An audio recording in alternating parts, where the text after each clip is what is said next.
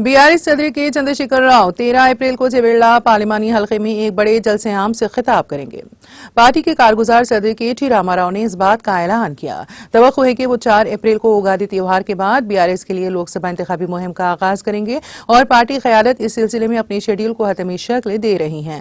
तेलंगाना भवन में चेवेल्ला पार्लिमानी हलके से पार्टी केडर के एक इजलास से खिताब करते हुए रामाराव ने आने वाले लोकसभा इंतखाबात में चेवेल्ला पार्लिमानी मलकाजगिरी और सिकंदराबाद पार्लिमानी हलकों से MP सीटों पर कांग्रेस की कामयाबी के इम्कानात को मुस्तरद कर दिया।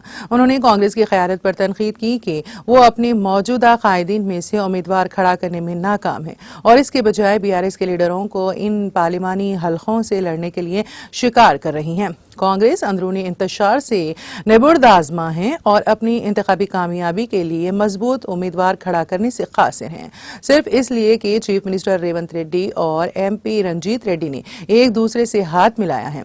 उनकी कामयाबी की जमानत नहीं। चेवेल्ला की MP जी रंजीत रेड्डी पर सख्त तनकीद करते हुए बीआरएस के वर्किंग सदर ने उन पर जाती फायदे के लिए बीआरएस को धोखा देने का इल्जाम लगाया। उन्होंने कहा है कि अगरचे रंजीत रेड्डी सियासत में नए थे, लेकिन बीआरएस केडर ने 2019 के लोकसभा इंतखाबात में उनके इंतखाब के लिए सख्त जद्दोजहद की।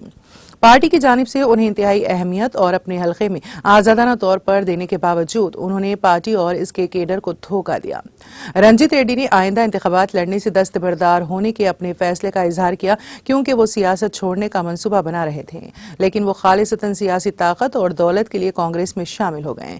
उन्होंने इनफरादी अज़ाइम पर पार्टी की वफादारी की अहमियत पर जोर दिया। चेवेल्ला के साबिक MP विश्वेश्वर रेड्डी की खिदमत की तरफ इशारा करते हुए जो बीआरएस छोड़ने के बाद पीछे हट गए हैं, उन्होंने इस बात का यादा किया कि अफराद सियासी जमात से बड़े नहीं होते और अगर ये सच होता तो मुल्क में कोई सियासी जमातें ना होती और सिर्फ आजाद उम्मीदवार ही इलेक्शन जीतते।